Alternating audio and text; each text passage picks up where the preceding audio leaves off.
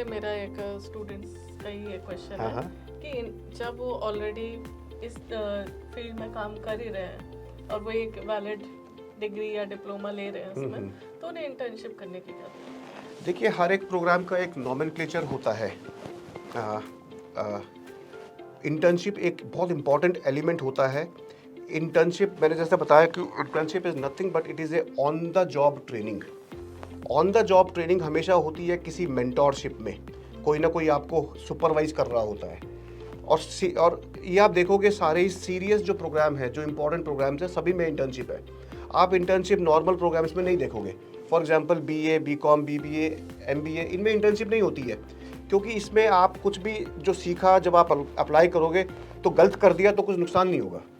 But जितने भी practical programmes हैं, टेक्निकल प्रोग्राम्स हैं, फॉर एग्जांपल आपका डॉक्टरेट हो गया, इंजीनियरिंग हो गया, प्रोफेशनल्स में चार्टर्ड अकाउंटेंसी हो गया। आप चार्टर्ड अकाउंटेंट कुछ गलत कर देता है तो profit and loss account, balance sheet सब खराब हो जाएगा। इंजीनियर किसी मशीन के साथ गलत कर देता है तो प्रोडक्ट आउटपुट जो है खराब हो जाएगा।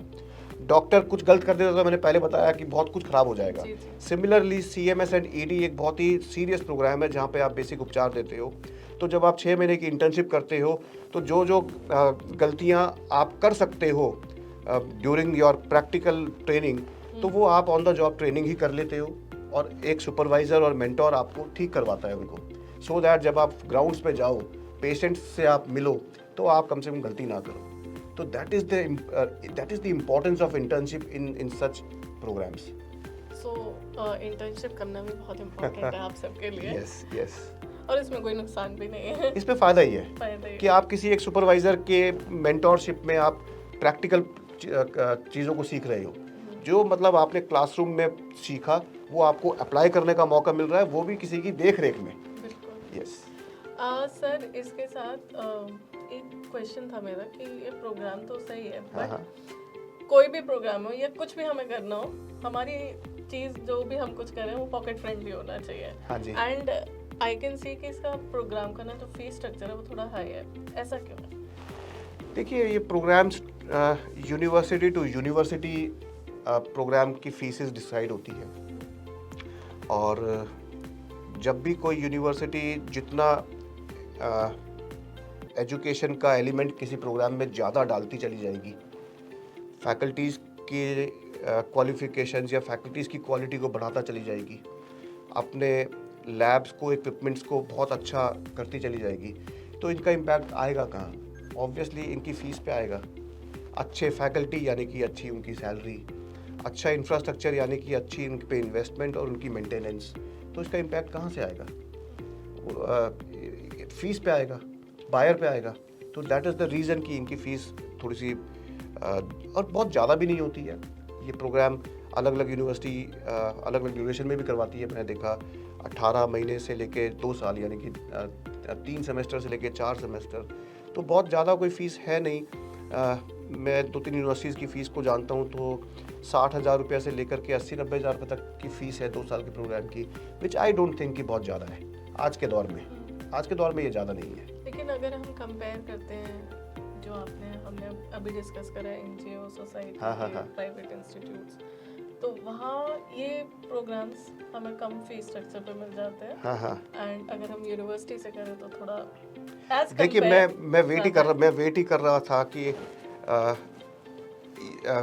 स्टूडेंट्स आज बहुत वेल इन्फॉर्म्ड है। मैंने बताया कि भाई एनजीओ से ना करो, ऐसा नहीं है कि मैंने फर्स्ट टाइम बताया होगा और स्टूडेंट्स को ये पता ही नहीं था। आज सारी इन्फॉर्मेशन मोबाइल फ़ोन पे है। तो है क्या कि एक तो आप ही ने बताया कि इन एनजीओ सोसाइटीज़ में फ़ीस बहुत कम है, तो ये एक ईजनेस क्रिएट करती है, आसानी कि कम फीस में कुछ हो जाएगा। सेकेंडली, ये और भी बहुत आसानियाँ पैदा करते हैं इस तरीके के एनजीओ सोसाइटीज़। आसानी से मेरा कहने का मतलब है ना कोई क्लासरूम में जाना, ना कोई एग्ज़ाम देना, ना कोई इंटर्नशिप का झगड़ा, और फीस भी कम, और आप पैसे दो और सर्टिफिकेट लेकर के आ जाओ। तो दिस इज़ द रीज़न ये बच्चे इन इंस्टीट्यूशंस के ट्रैप में फंस जाते हैं, जाल में फंस जाते हैं कि इतने सारे तो आसानियाँ ये क्रिएट कर देते हैं। और स्टूडेंट्स हैं, स्टूडेंट्स को कभी मालूम होता भी है और कई बार मालूम नहीं भी होता है। तो स्टूडेंट्स को बहुत ध्यान रखना है कि जित आसानी के पीछे ना भागे, जेन्युइनिटी के पीछे पीछे जाएं। वही आपकी नॉलेज और स्किल को सेफगार्ड करेगा, और जिस पर्पस के लिए आप ये डिग्री ले रहे हो, बेसिक उपचार देने के लिए, उसमें और आपकी बढ़ोतरी करेगा।